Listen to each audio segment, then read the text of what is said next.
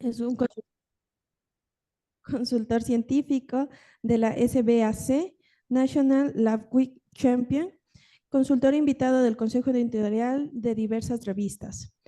Entre sus actividades anteriores, el doctor cuenta como consultor de la OPS para tamizaje serológico de bancos de sangre en Brasil y en América Latina y la región del Caribe desde el 95 hasta el año 2005.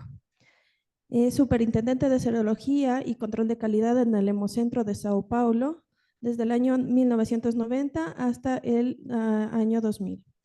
También fue coordinador del PEC en serología para servicios de hematoterapia en Brasil. Es para mí un honor presentarles al doctor Amadeo Sáenz, quien con su trabajo y dedicación han inspirado a todos y estoy muy segura de que nos dejará con nuevas ideas y perspectivas sobre el tema. A continuación, pues bueno, lo dejo con todos, doctor. Ok, Estamos listos. ok, gracias. ¿Puedo empezar entonces? Sí, por favor, continúe. Ok. Bueno, en primer lugar, buenos días a todos. Agradecer la invitación de los organizadores, principalmente de la doctora María del Carmen Pasquel, por la invitación. Es siempre un placer estar con ustedes. Infelizmente, esta vez no he podido estar presencialmente, pero vamos a ver las próximas oportunidades. Entonces, nuestro tema hoy va a ser el diagnóstico, algunos aspectos sobre el dengue, ¿no? El diagnóstico, la epidemiología y el control sobre el dengue, que es un problema cada vez más importante en todo el mundo y principalmente en la región de las Américas, ¿no? Eh, a ver si pasa esto. No está, ahora sí. Bueno, al principio me gustaría hacer la siguiente colocación. Esto es de la Organización Mundial de la Salud. Las enfermedades tropicales desatendidas o negligenciadas prioritarias para la Organización Mundial de la Salud corresponden a un conjunto heterogéneo de 20 enfermedades, ¿no? Y entre ellas pueden verificar que he puesto en rojo aquí está la enfermedad de Chagas y el dengue. Son los dos temas que voy a hablar. El primero hoy será dengue y mañana es Chagas, ¿ok? Eso porque son enfermedades totalmente desatendidas, la verdad es esa, y que actualmente, debido a las condiciones climáticas y que han cambiado mucho en todo el mundo y principalmente en la región, nuestra región de las Américas, se ha vuelto un problema mucho más serio, mucho más importante. ¿Ok? Entonces vamos a empezar hoy exactamente con el dengue. Bueno, como ustedes saben, el dengue es una enfermedad infecciosa causada por el virus del dengue, ¿no? Es de la familia Flavivirus. La transmisión ocurre por los mosquitos Aedes aegypti y Aedes albopictus, que son los mismos vectores que son capaces de transmitir Zika, también pueden transmitir otros arbovirus como chikungunya, ¿ok? Y el dengue es la más prevalente de las enfermedades a nivel mundial que es transmitida por mosquitos. Y nosotros conocemos actualmente 4 serotipos del dengue, el dengue 1, 2, 3 y 4. ¿Okay? Estas son las preliminares para entrar en los temas más adelantados. ¿Okay? Bueno, el dengue puede producir formas asintomáticas, moderadas y graves, incluyendo casos fatales. ¿Okay? El periodo de incubación es amplio, puede variar de 3 a 15 días, en media es de 5 a 6 días, ¿no? Después que la persona es picada por el mosquito se infecta. En los casos de segunda infección, por cualquier serotipo que sea igual o diferente de la primera infección, generalmente es más grave que la primera infección. Eso independientemente de que los serotipos sean iguales o diferentes. Y se considera más o menos que los serotipos 2 y 3 son más virulentos que los demás. ¿Okay? Bueno, en el caso de infecciones subsiguientes, o sea, segunda infección, producidas por otros serotipos, los anticuerpos que ya estaban presentes forman complejos con el virus, pero no consiguen neutralizarlo. Esa condición exacerba la respuesta inflamatoria que ocurre con la liberación de quimiosinas y citocinas que aumentan la permeabilidad vascular. Eso es una condición que puede ocasionar un mayor sangrado en estos pacientes, es lo que nosotros llamamos de fiebre hemorrágica del dengue, que serían situaciones más graves, ¿ok? Y que ocurren con mayor frecuencia en la segunda infección, ¿ok? De acuerdo con la Organización Mundial de la Salud, nosotros podemos considerar que alrededor del 50-70% de los casos de dengue son asintomáticos, o sea, no hay síntomas o entonces los síntomas son muy leves, la persona no se entera que está infectada.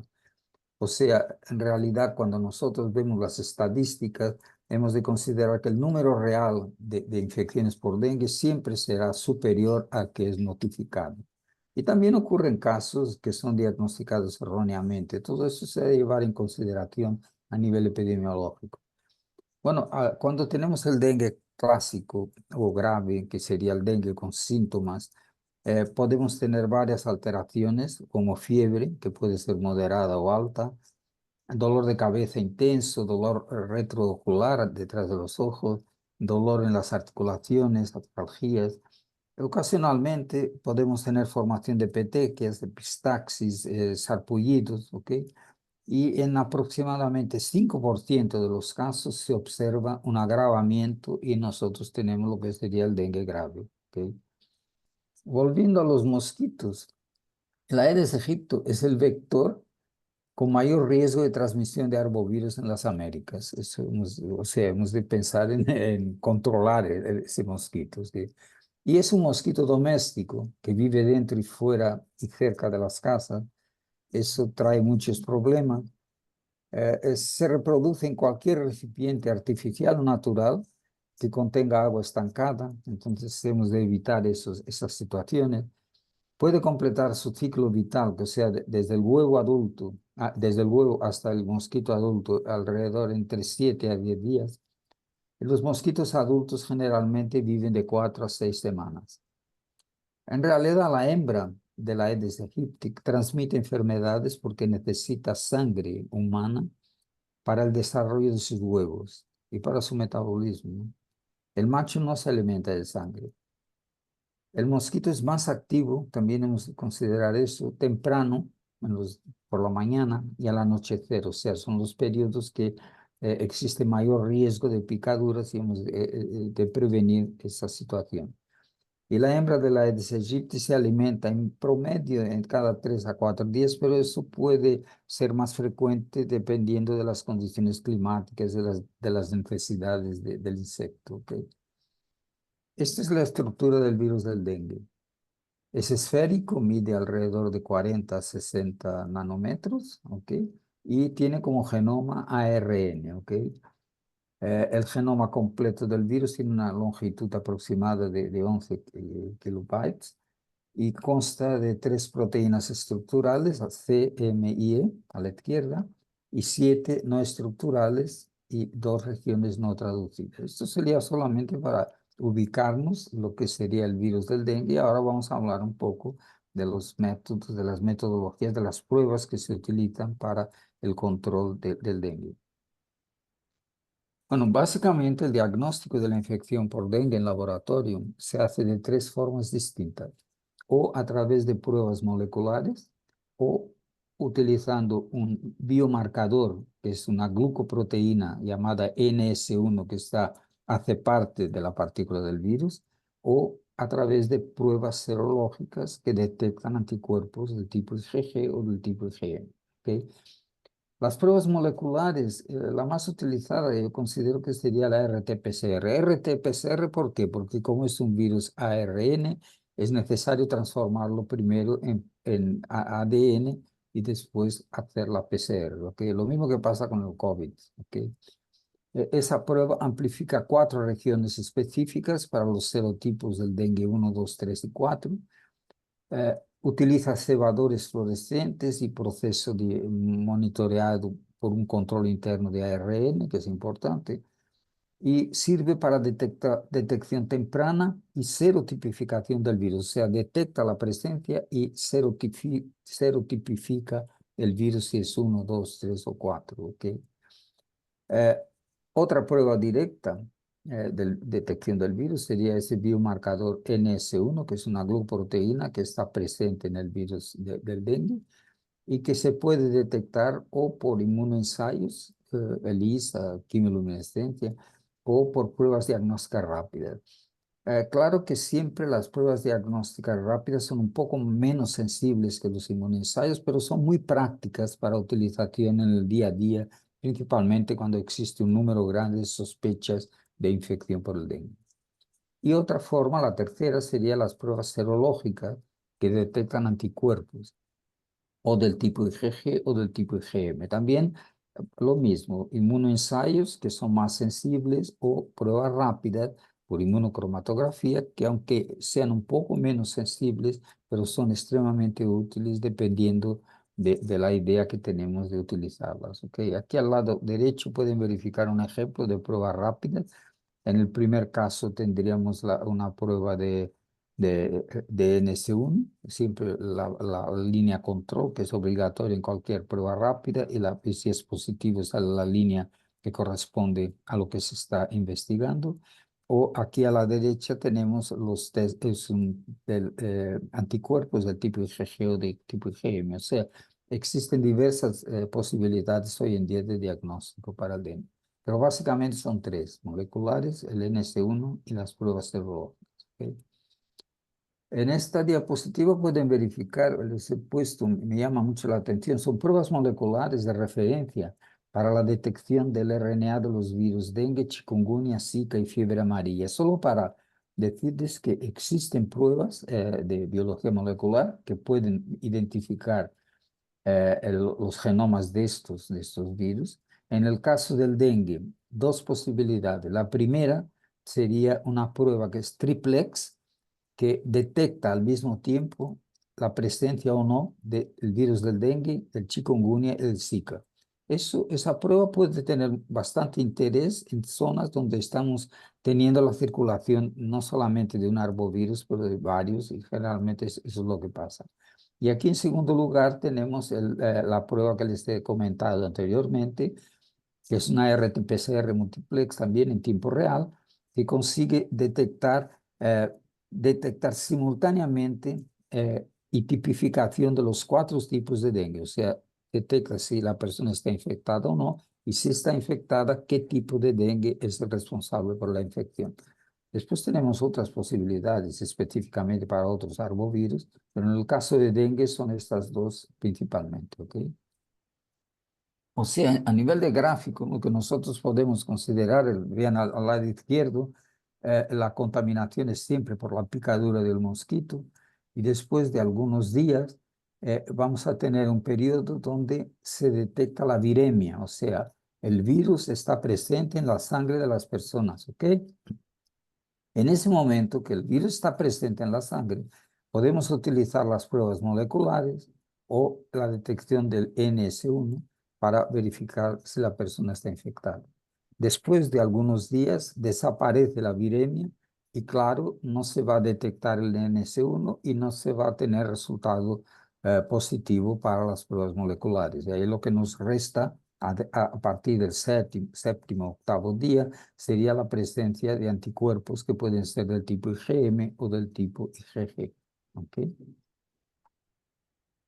O sea, en un resumen del diagnóstico de la infección por dengue en laboratorio, vamos a considerar el paciente al lado izquierdo en periodo de viremia, fase aguda de la infección, 5 días o menos del inicio de la fiebre. Entonces, se pueden utilizar pruebas directas para detección o del NS1 que les he mostrado o material genético que serían las pruebas moleculares. ¿Okay?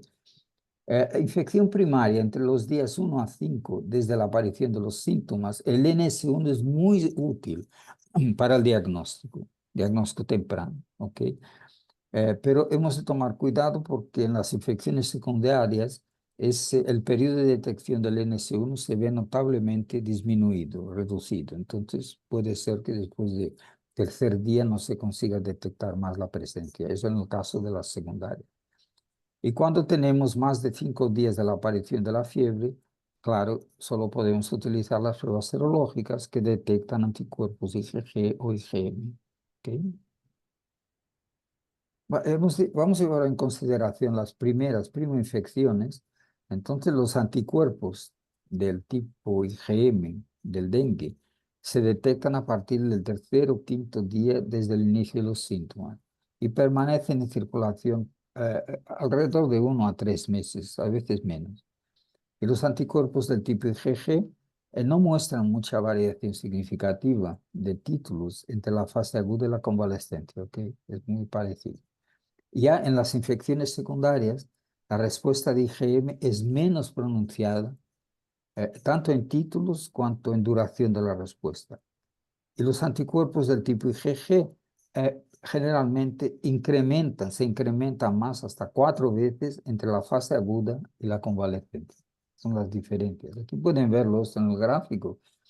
Al lado izquierdo pueden verificar una infección primaria, presencia del virus, el NS1 se detecta y el IgM empieza a aparecer, pero no con niveles que van aumentando, y el IgG más tarde.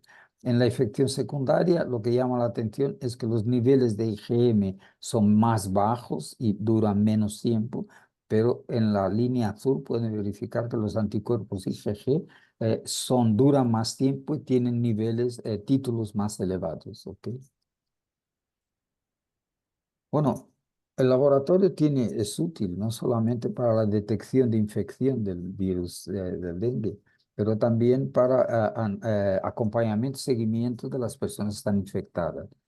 En el dengue clásico podemos tener varias alteraciones. Las más frecuentes serían leucopenia, menos de 4.000 leucocitos por milímetro cúbico, linfocitosis relativa, trombocitopenia leve o moderada, un aumento discreto de las aminotransferasas hepáticas y hiponatremia.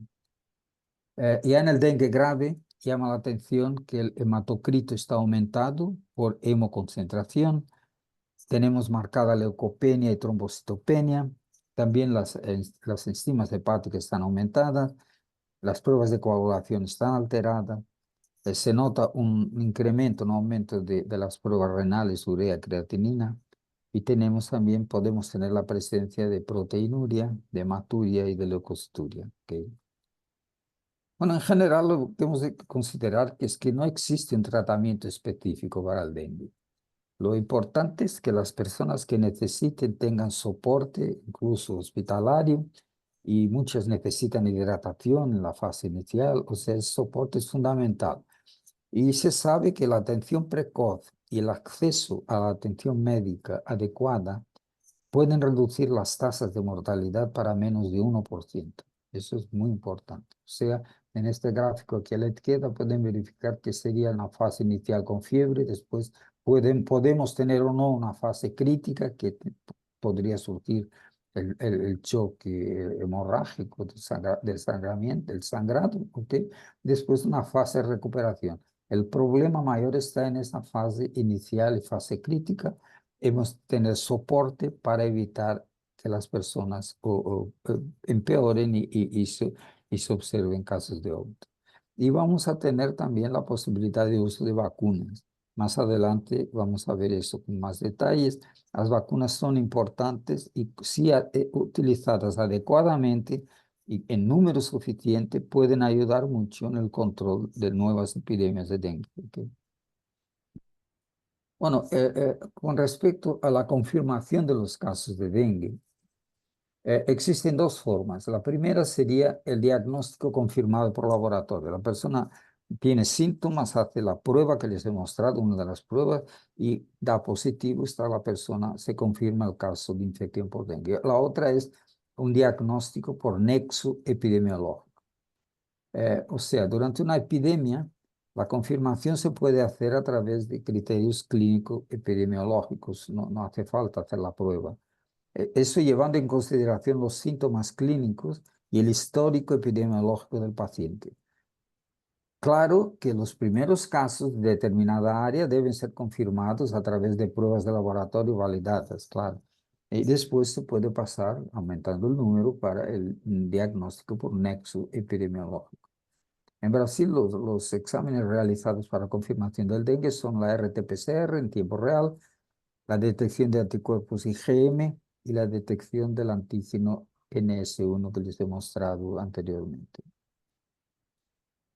En el caso de arbovirus, esto es solo un ejemplo. Lo que se utiliza a nivel epidemiológico es considerar los casos confirmados. Hemos de saber cuántos casos fueron confirmados o no. Los criterios de conclusión del caso, aquellos que fueron realmente confirmados por laboratorio o únicamente por nexo clínico epidemiológico.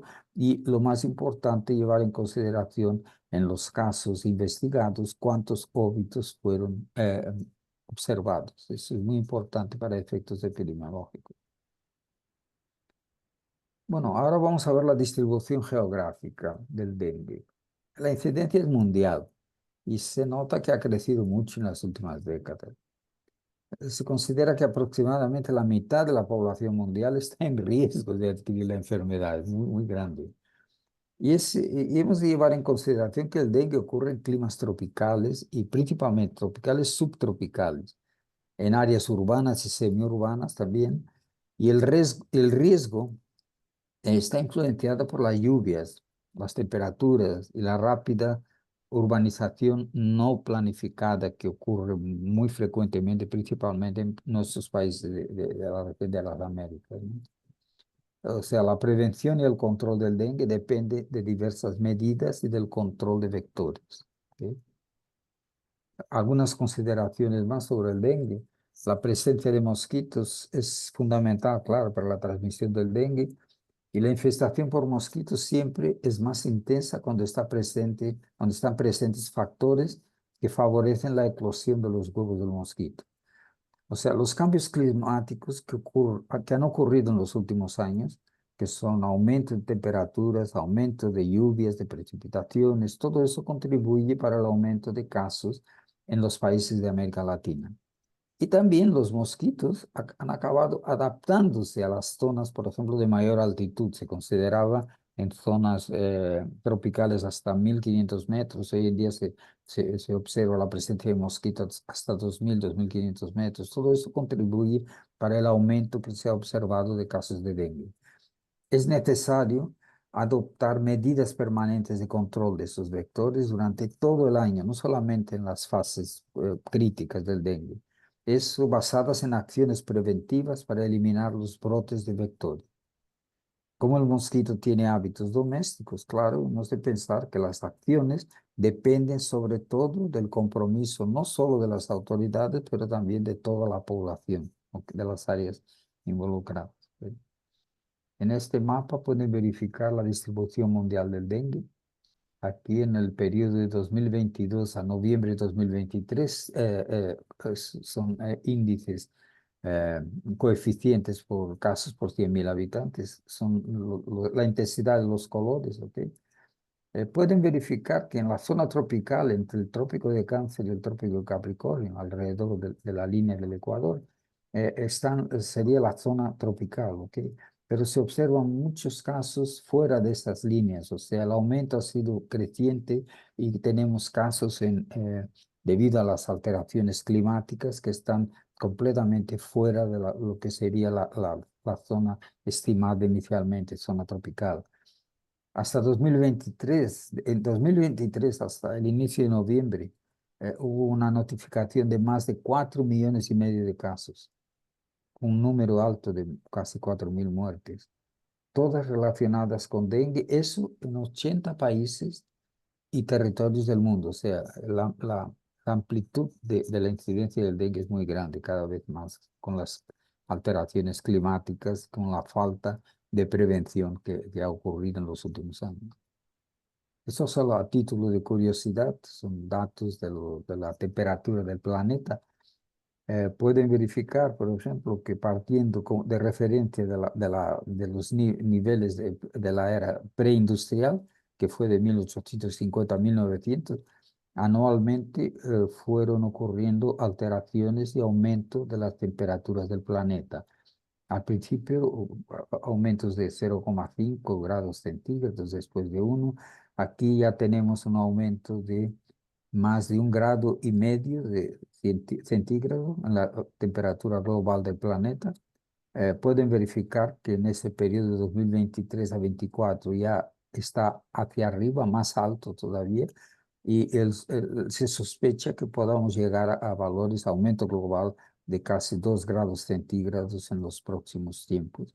Eso es un problema grave y significa que hemos de tomar providencias de prevención para todas esas enfermedades, no solo el dengue, pero el dengue sería un caso específico.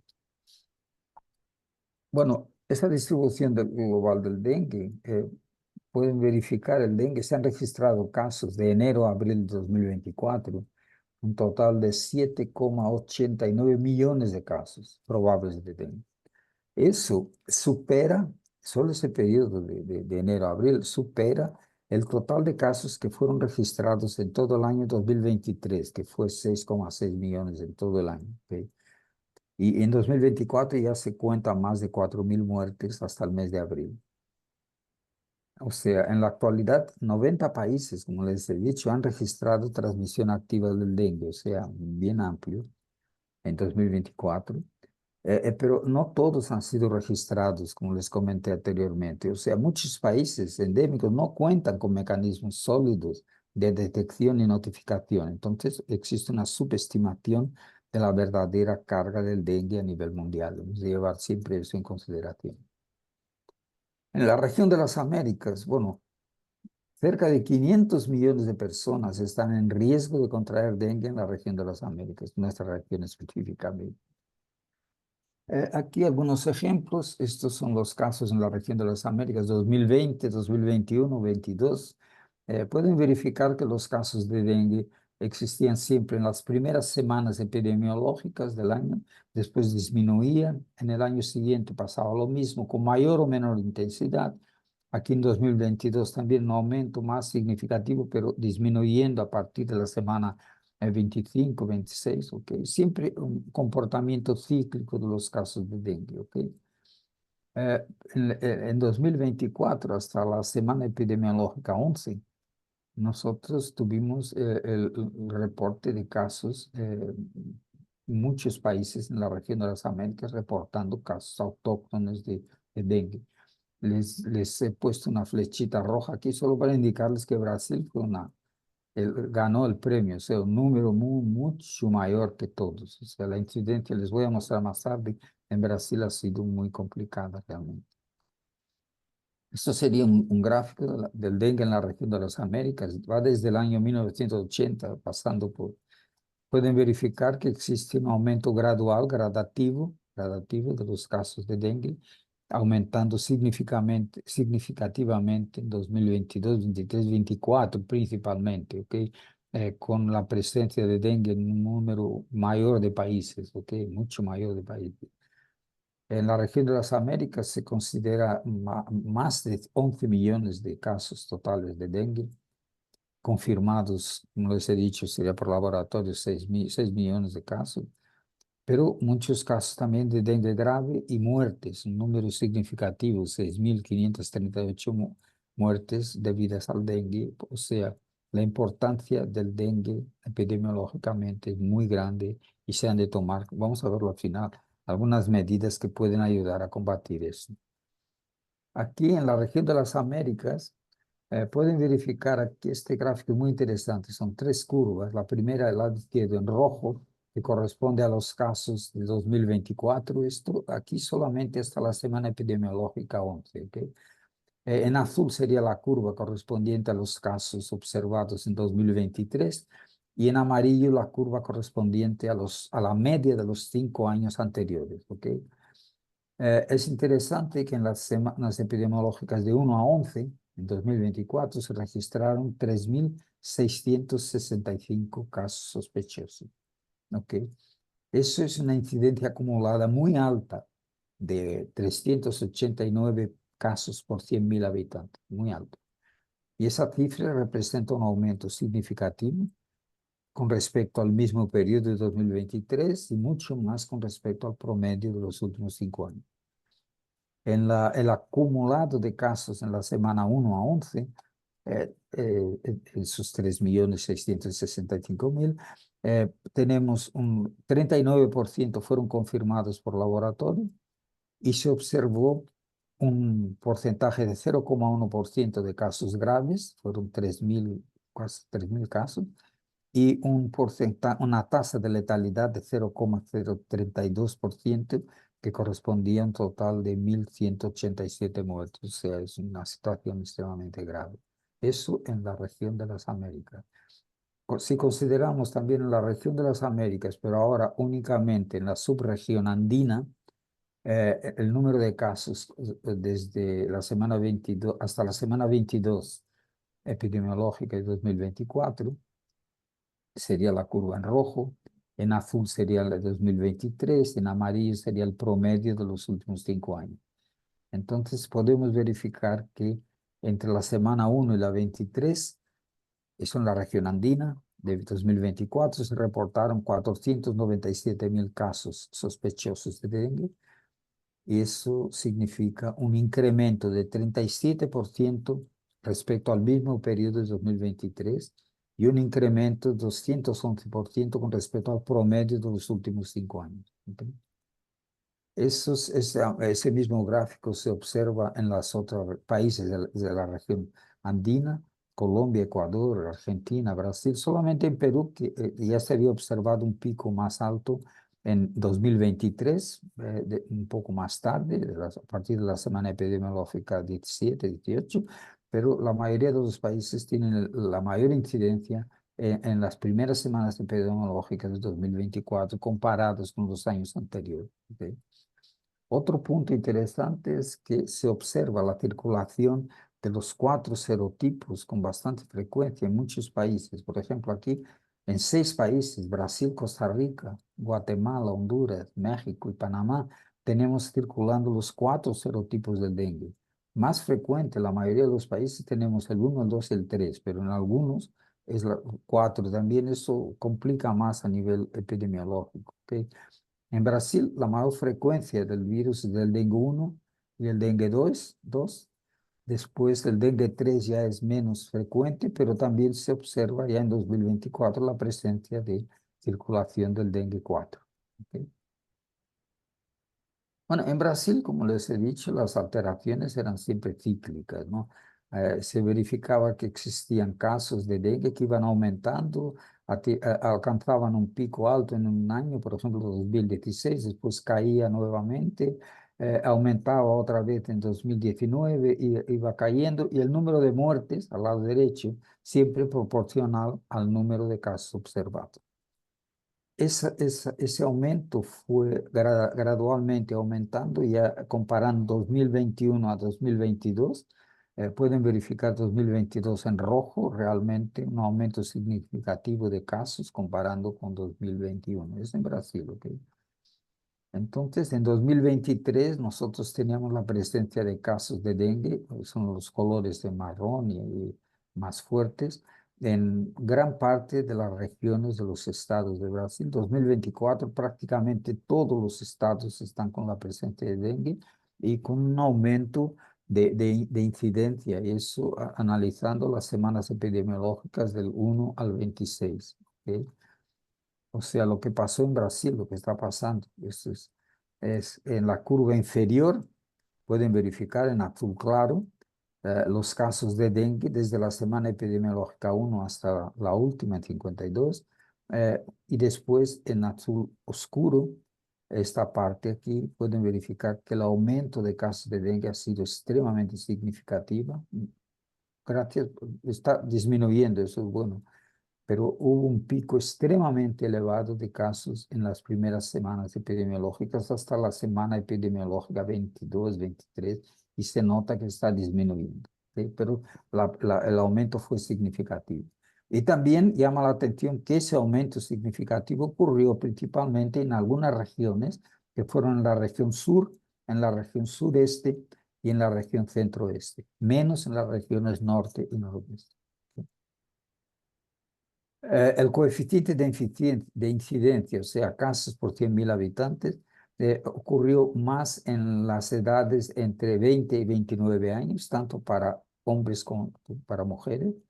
Y los casos graves, el mayor porcentaje de casos graves se observó en personas con 80 años o más. de una forma general en Brasil, podemos considerar eso en las 26 primeras semanas epidemiológicas de 2024. Tuvimos casos probables más de 6 millones, un índice de 3.066 por cada 100.000 habitantes, muy altos. Casos de dengue grave también importante, 83.000 casos. Óbitos confirmados, más de 4.000. Y aún todavía estamos investigando casi 2, 3.000 óbitos más y pueden haber ocurrido debido al dengue. La letalidad sobre casos probables se mantuvo la misma 2023-2024, 0,07%, y la letalidad sobre casos graves tuvo un pequeño aumento desde 2023, que era 4,92, para 2024, que se está observando de 5,2. ¿Sí? Bueno, además del dengue, tenemos otros arbovirus circulando. Pueden verificar chikungunya. Tenemos un número de casos importantes circulando, con número de muertes también y una letalidad de 0,06%. Otro arbovirus que no se daba mucha importancia, pero que ahora está llamando la atención, es el virus Oropouchi. Ha sido detectado en más de casi 7.000 muestras colectadas en esta región. ¿Okay?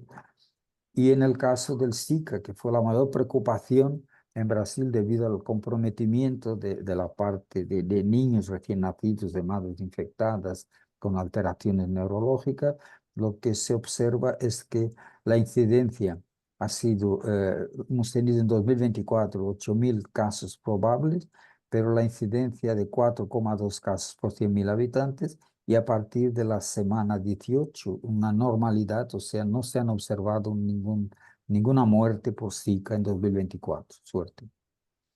La Organización Mundial Panamericana de la Salud, llevando en consideración que existe la circulación en muchas áreas de diversos arbovirus, ha sugerido algunos algoritmos de confirmación.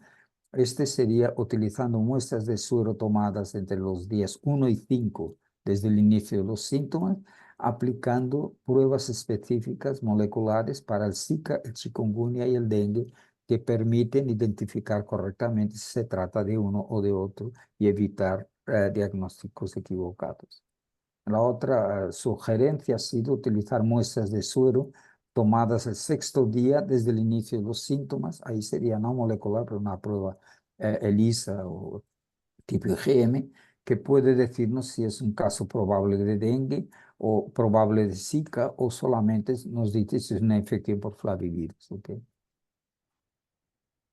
Bueno, el control de calidad en laboratorio para diagnóstico, siempre el mismo: utilizar muestras reactivas y no reactivas para NS1 o para 1 o para anticuerpos del tipo IgG-IgM. Y en la caracterización de esas muestras se recomienda utilizar distintas pruebas serológicas, tanto inmunoensayos cuanto pruebas rápidas. ¿Okay? Es difícil conseguir esas muestras, pero es importante que se tengan, y también se pueden desarrollar entonces ensayos de aptitud para que los laboratorios responsables puedan evaluar si realmente están actuando con eficacia o no, y se puede utilizar paneles específicos en el día a día para verificar si realmente las pruebas que se utilizan están funcionando adecuadamente. Uno de los puntos interesantes es la vacuna para dengue. Tenemos a disposición hoy en día 3 vacunas: una de Sanofi Pasteur, Dengvaxia, una del laboratorio Takeda Pharma de Japón, Kedenga, y una en desarrollo del Instituto Butantan con el NIH de Estados Unidos. Son 3 vacunas que tenemos a disposición. Esto sería una publicación de 2022 mostrando estas 3 características de vacuna. La primera que les he dicho, que es la de Sanofi Pasteur, emplea una cepa de virus de fiebre amarilla, ¿ok? Con esqueleto genético para la expresión de los genes de la premembrana y del envelope, del envoltorio, del dengue 1, 2, 3 y 4, ¿ok? Están representados en varios colores aquí, ¿ok? Esta parte. La vacuna de Takeda consiste en una cepa no de fiebre amarilla, es una cepa de dengue mismo, del DN de dengue 2, atenuada, y 3 virus quiméricos que expresan también los genes de la premembrana y del envoltorio del dengue 1, 3 y el 4, aquí representadas también en color. Y la última vacuna sería del Butantan, que corresponde a genes estructurales no estructurales de tipo salvaje y también de un virus quimérico en el que también los genes de la premembrana y del envelope son sustituidos por los del dengue 2. Esos virus son atenuados y son las vacunas que se están utilizando actualmente, se utilizaron durante algún tiempo. Algunos riesgos, por ejemplo, para el Denvax de Sanofi Pasteur, personas seronegativas pueden desarrollar casos graves de infección. Entonces, principalmente se observó en niños con edades entre 2 a 5 años. O sea, la recomendación sería para utilizarla únicamente en zonas hiperendémicas y siempre para niños con edad mayor que 9 años, para evitar estas situaciones graves. Y también se sospecha de casos graves en personas que tenían una inmunidad parcial. O sea, si la persona está con anticuerpos, ok, pero si no está inmunizada, pueden surgir formas graves. Con la vacuna de Takeda es diferente. Las recomendaciones de la OMS son para introducir la vacuna en sus programas de vacunación de rutina para niños de 6 a 16 años y solamente en entornos con intensidad de transmisión de dengue. El umbral sugerido es algo alrededor de una seroprevalencia de 60%, ¿ok? Hasta que no se hayan evaluado correctamente los perfiles de eficacia y riesgo en personas seronegativas para el dengue 3 y 4, la OMS no recomienda su uso programático de esta vacuna en aquellos entornos de transmisión que son bajos o moderados para dengue. La administración es de 2 dosis subcutáneas con un intervalo de 3 meses y no se recomienda administrar esa vacuna en mujeres embarazadas y se debe evitar el embarazo durante al menos un mes después de la vacunación. Todavía de la misma vacuna podemos decir que lo que llama la atención más que esa vacuna se puede administrar junto con otras vacunas para la fiebre amarilla, por ejemplo, y la hepatitis A, eso está respaldado por datos. Y también futuramente se puede estudiar la asociación con otras vacunas ARN, ¿ok? No se recomienda la utilización de esa vacuna en personas con inmunodeficiencia congénita o adquirida, ¿ok? O sea, tenemos 3 tipos de vacunas que les he mostrado. Al fin, todas ellas, las 4, son tetravalentes, o sea, actúan contra los 4 tipos del dengue. La primera, Sanofi, son 3 dosis en 0, 6, 12 meses. La de Takeda son 2 dosis con 90 días de diferencia. Y la vacuna Butantan es solamente dosis única. En la primera existe el estado serológico previo, que es un factor limitante. O sea, si la persona no está inmunizada, no tiene anticuerpos, pueden surgir situaciones graves. Eso no existe con las otras 2 vacunas. Los resultados han sido muy buenos con la Takeda, una efectividad de 100% para tipo 2 y bastante elevada para los demás tipos, y se recomienda para personas entre 4 y 60 años. La de Butantan se recomienda, ha sido probada con edades de entre 2 y 59 años, buenos resultados, pero como en el momento que fue probada no existía una circulación completa de los virus serotipos 1 y 2, 3 y 4, entonces no hay resultados que digan realmente cuál es la eficacia frente a esos tipos. Entonces, tenemos esos 3 tipos de vacunas. Se recomienda la utilización de esos tipos de vacunas para viajeros, ¿no? Principalmente aquellos que han viajado previamente con dengue, cualquier serotipo, y se pueden beneficiar de una vacunación, principalmente de esta Takeda, para prevenir el dengue secundario y en futuros viajes con riesgo también para dengue, ¿ok? En el caso de que el viajero no haya estado expuesto, no habría mucho beneficio tomar la vacuna, ¿ok?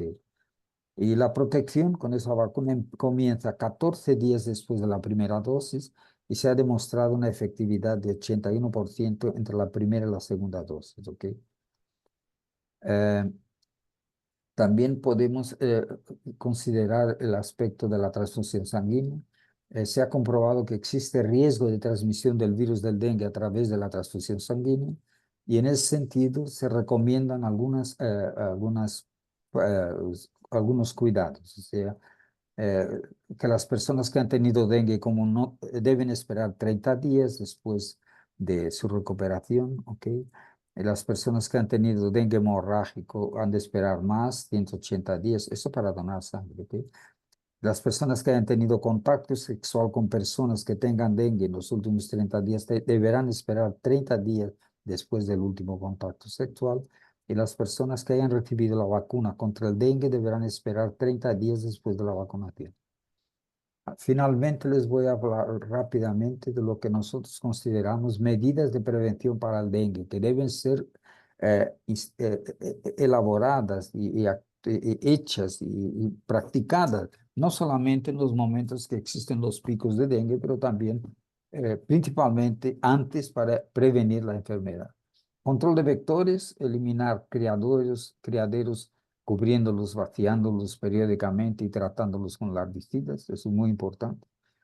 Una educación pública, o sea, involucrando la familia, la comunidad, sobre la forma de prevenir la reproducción de mosquitos, que es fundamental eso. Cómo protegerse de las picaduras, cómo reconocer los síntomas del dengue. Todo eso puede ayudar a reducir la propagación de la enfermedad. O sea, campañas de concientización, materiales educativos y campañas en los medios de comunicación son fundamentales como medidas de prevención. Control de picaduras de mosquitos, claro, usar repelentes o entonces ropas que cubran la mayor parte del cuerpo, mosquiteros, si es posible, en ventanas y puertas, y evitar estar al aire libre en aquellos horarios que les he mostrado anteriormente, mayor actividad de los mosquitos, sería el amanecer o el anochecer. Estudios de vigilancia epidemiológica, o sea, la detección temprana de los casos de dengue es crucial para poder controlar los brotes.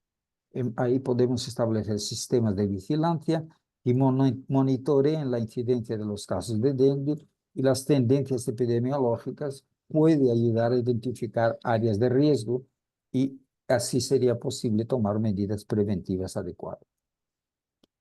Apoyo al sistema de salud, claro, eso es fundamental. Se han de fortalecer los sistemas de salud para diagnosticar y tratar adecuadamente el dengue, ¿ok? Dando soporte. Eso incluye diversas acciones como capacitar al personal de salud, tanto para el diagnóstico o para el soporte que se ha de dar a personas con dengue. Y es importante que se garantice el acceso a pruebas ¿sí? Perdón, nos quedan 3 minutitos, por favor. Sí, sí, no hay problema. Muchas Eh, gracias. Así como garantizar el acceso a pruebas de diagnóstico y tratamiento adecuados para los pacientes. Eso significa obtener fondos a nivel nacional o internacional y tener vacunas a disposición, que en muchos casos faltan, ¿ok?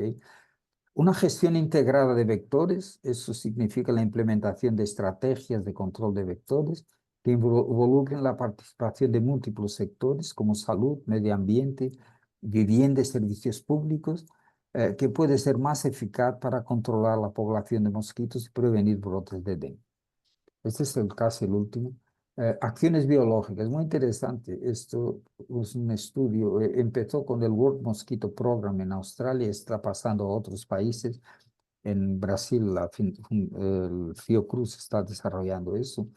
Sería la difusión periódica de millones de mosquitos Aedes aegypti, a los que se les ha introducido en el laboratorio una bacteria llamada Wolbachia. Esa bacteria reduce la capacidad para transmitir el dengue y otras enfermedades como el Zika, el chikungunya o la fiebre amarilla.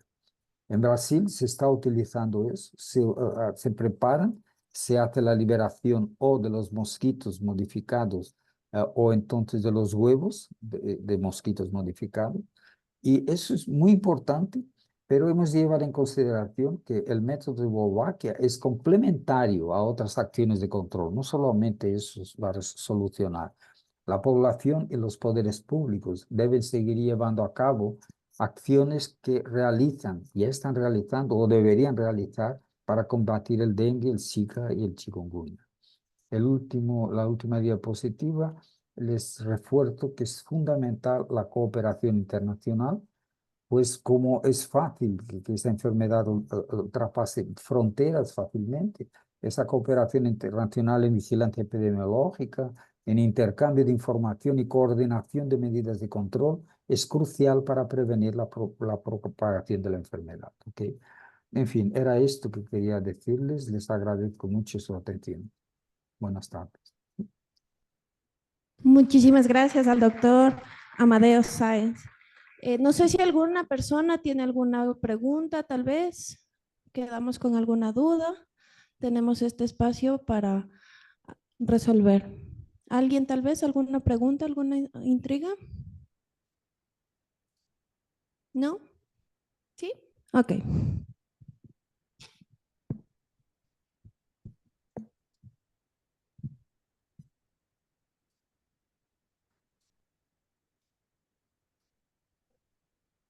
Hola, muy buenos días, doctor. ¿Cómo está?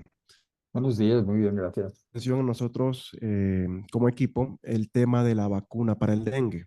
Quisiéramos saber en qué estatus está el desarrollo de esa vacuna o si ya está desarrollada, se está comercializando. Muchísimas gracias, doctor. Bueno, la disponibilidad de vacunas son esas tres que les he mostrado. La que parece que está teniendo mejores resultados de aplicación es la del laboratorio Takeda de Japón. No, me parece que todavía no tiene registro en el FDA, la de Sanofi, sí. En la vacuna de Butantan, que está siendo desarrollada junto con el NIH Estados Unidos, también está bien adelantado, pero faltan datos de la eficacia frente a los genotipos 3 y 4. Cuando se utilizó la prueba, la mayor circulación era de genotipos 1 y 2, entonces faltan datos del 3 y el 4. La primera de Sanofi ha tenido varios problemas, fue registrada en algunos países, después se cambió el registro, pero en fin, lo que yo sé es que se está utilizando más en Brasil principalmente, es la de Takeda con resultados mejores, porque no ha mostrado problemas cuando está administrada en personas o en niños principalmente que no tienen inmunidad contra el dengue. O sea, esos casos graves que se observaron principalmente con la de Sanofi Pasteur no se observan con la del laboratorio Takeda, ¿ok? Tampoco se han observado con las del Butantan. La ventaja de la vacuna del Butantan cuando sea totalmente aprobada es que es de una única dosis, ¿ok? En el caso del Takeda serían dos y el Sanofi serían tres, ¿ok?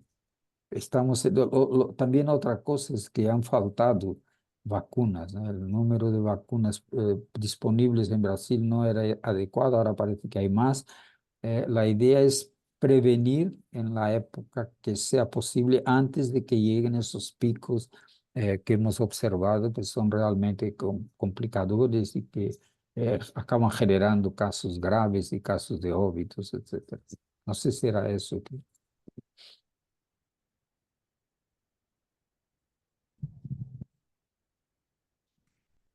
Profesor Amadeo, un saludo y una pregunta en su experiencia. En el caso de la pandemia, demoró menos de un año, casi 10 meses, para obtener una vacuna. El dengue ya tiene más de un siglo. ¿Por qué cree que hasta ahora no tenemos una vacuna para esta enfermedad? Gracias. No, muy interesante esa pregunta, ¿no? Porque realmente en la COVID-19 hubo una movilización internacional mundial en el sentido de una situación de emergencia y se consiguió hacer una producción de vacunas bien rápida. También existían intereses comerciales en aquel momento. En el caso de la dengue, nosotros tenemos las primeras vacunas de Vaxia y de Takeda, ya tienen algunos años funcionando. La de Brasil, que es interesante, el Butantan, es una cooperación de Brasil con los Estados Unidos. También hace bastante tiempo que está funcionando, se está trabajando en ello. ¿Ok? Tal vez están en fase 1, 2 y 3, la mayoría de los casos, pues, pasando a fase 4, pero me parece que hay algunos problemas que pueden ser responsables por eso. No sé, me atrevería a decir que tal vez el interés comercial de los grandes laboratorios no haya sido el mismo hasta ahora, o el interés de las autoridades de salud de los países tampoco se hayan interesado y haciendo demanda de estas vacunas. Y también la posibilidad de que las pruebas de las vacunas que estaban siendo desarrolladas no se hicieron adecuadamente o por falta de recursos, por falta de situaciones en que estuviesen circulando todos los genotipos en determinadas áreas. Eso está pasando ahora en 2024 y tal vez los resultados puedan ser mejores. Pero la pregunta es muy interesante, realmente usted tiene razón. ¿Alguien más que tenga alguna pregunta, tal vez? Buenos días, mi doctor. Buenos días. No es una pregunta, es solamente un comentario. Yo soy una mujer de 70 años que nací en una ciudad muy pequeña. Teníamos muchos, no voy a decir parásitos, sí, pero sí plagas de cucarachín, chinches, lagartijas. Y bueno, siempre he existido algunas conferencias de prevención de estas enfermedades tropicales. Siempre hablan de las vacunas, el aseo y limpieza dentro de los hogares, que es lo lógico. En mi tierra que no había luz, no había agua, comprábamos agua a carga de burro, como yo siempre converso. La luz había en los años 67, 68, de 6 de la tarde a 6 de la mañana. Entonces nosotros como muchachadas sufríamos mucho ese tipo de enfermedades, que antes no habían las vacunas. Entonces en mi familia, que éramos 10 hermanos, nos dio paperas, hepatitis, varicelas. Lo único que no nos dio fue la polio. Eso dando gracias a Dios, no. Suerte. Pero en todas estas conferencias de estas enfermedades tropicales, sí me admira que nadie habla del toldo, porque en mi tiempo de muchacha, era el toldo lo primero que tenía que ver en una casa. Nosotros teníamos que matar los chinches todas las noches para dormir. Si no, mis padres nos pegaban o nos castigaban porque no hacíamos ese oficio. Y echar el pix. Entonces, sí tengo esa inquietud, que aquí lo hago por la confianza de todas mis colegas, pero en una conferencia grande mejor no digo nada. Pero todo el mundo habla, la vacuna, pero nadie habla de una prevención, aparte de la limpieza, de los charcos de agua, de las aguas estancadas. Nadie habla de un toldo. Creo que eso sería, para mi criterio, la mejor manera también para prevenir este tipo de plagas, de enfermedades y epidemias. Gracias, mi doctor. Muy interesantes sus comentarios. Lo quería adelantar lo siguiente. Está de acuerdo. Esas enfermedades, por eso que la primera diapositiva, no sé si se ha fijado, he puesto un comentario de la Organización Mundial de la Salud. Son las enfermedades desatendidas, o sea, son enfermedades más de gente pobre que poca atención se ha dado en muchas situaciones. Como les he comentado, no solamente la vacuna es suficiente para prevenir y eliminar el dengue. Es necesario que se efectúen acciones conjuntas eh, que realmente acaben eliminando los criaderos de mosquitos, disminuyendo el riesgo a picaduras, las acciones junto a la población, concientizándolas de cómo se transmite, de cómo se puede transmitir, en fin. Es un conjunto de acciones. Lo que pasa es que ese conjunto de acciones no se ha tomado adecuadamente en la mayoría de los países y con las alteraciones climáticas ha ido aumentando el número de casos de dengue, de incidencia, y ahora las autoridades se quedan en una situación que están tomando medidas rápidas, ¿no? Para intentar, pero eso se debería haber tomado antes. En el caso de los toldos, me llama la atención porque eso sería más importante para el tema que voy a hablar mañana de Chagas. O sea, la transmisión de Chagas ocurre principalmente por esos triatominios, chinches, barberos, o no sé, cada país se llama de una forma diferente. En el caso de los mosquitos, no sería tan importante, o solamente, como les he dicho, si pudiésemos utilizar telas de protección en las ventanas, en las puertas, en los techos, ¿ok? Pero esa parte de toldos me parece que estaría más ubicada con respecto a la enfermedad de Chagas. Podemos hablar mañana. Muy importante su colocación. Gracias. Listo, muchísimas gracias al doctor Amadeo Sáez. Un aplauso, por favor. Gracias, gracias. Doctor, le quedamos muy agradecidos por haberse dado tiempo en esta cita para mostrarnos un poquito de un tema tan interesante como es la prevención del dengue. Queridos colegas, les invito por favor a pasar al coffee break. ¿Sí? Vamos a tomarnos un receso que da de aquí al fondo.